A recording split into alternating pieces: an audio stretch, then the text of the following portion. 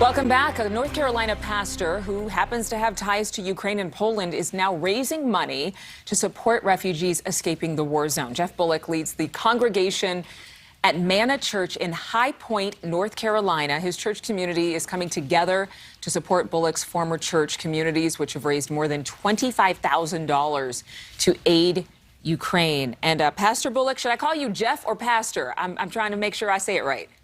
Why don't you just call me Jeff? We're going to call you Jeff. Okay. So, Jeff, thank you so much for joining us. You have led churches in Ukraine. How have the current attacks in that community affected the church? Because we've heard a lot of people giving back, but for this particular time in history, there are a lot of congregations that are the lifeline for food and resources and transportation for a lot of these folks, whether they're of the faith or not.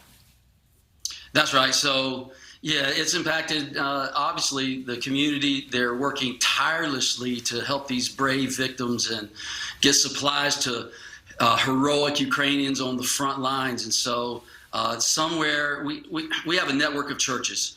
My wife and I moved into Lviv somewhere around 1995 with a couple other couples, and we started a church there. A few years later, we moved to Krakow, Poland, and started a church there. And now there's a bit of a network of churches, 6 churches throughout Ukraine. And what they're doing right now, every congregation that has facilities, trying to find facilities, are housing at least 300 refugees every single day. And you can imagine when you have that amount of people, the kind of food, the water, the hygiene, the washing machines, refrigerators, all these kinds of things have to be purchased. So they're organizing, they're making decisions on the ground. It's impacting them greatly, and they're serving people. And serving people doesn't mean just giving them the basic necessities. How long do you think that this is going to last? When you think about the refugee situation, people leaving their homes and moving to another country, we're not sure how long this war is going to last, but the church is going to be there and is going to have to provide those resources, not just for days, but maybe, what do you think, years? Oh, for certainly years. I mean, once the war is over, this doesn't stop.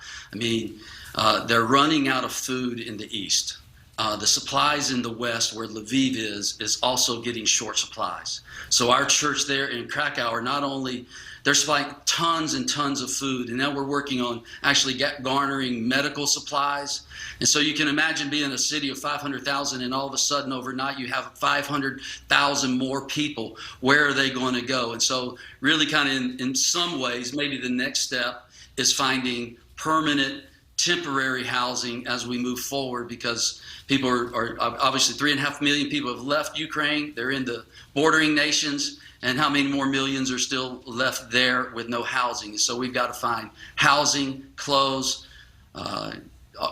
everything. Education is years. What is the difference? Obviously, in Poland, there are churches and ministries that are supplying the needs of these refugees that are now safe but homeless.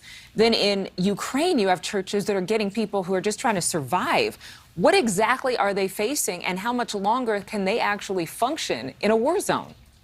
I don't really know. I mean, it seems quite unsustainable. I know that our guys, our men and women on the ground, are working with Red Cross, they're working with Samaritan's Purse to get tons and tons of food and supplies into the nation. I mean, that's really the biggest thing now, is getting supplies outside of Ukraine into Ukraine.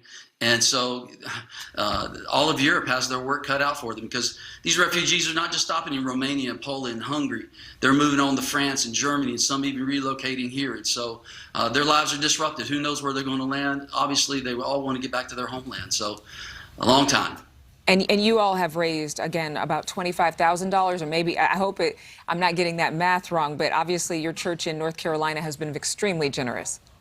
Well, it has. I mean, not only our church, but we've done some other local interviews, and people from LA have heard about it, from Florida, from Virginia, from Colorado, all have given. And so, yeah, we're a bit over 25 grand. I know there are more people that are communicating that they're wanting to give. And so, gosh, 25,000 is just scratching the surface. But here we are. We're not there anymore. I've got the easy job to raise the money, and we can get it into the hands of people who really have the work cut out for them. Right, and the money is the easiest thing to send because everything else is going to be held up, whether it's mail or by truck or van. Pastor Jeff Bullock. Jeff, thank you so much for being with us. Thank you for having me. Thank you so much for watching. Make sure to click on the red subscribe button below so you can get more of NewsNation's fact-driven, unbiased coverage.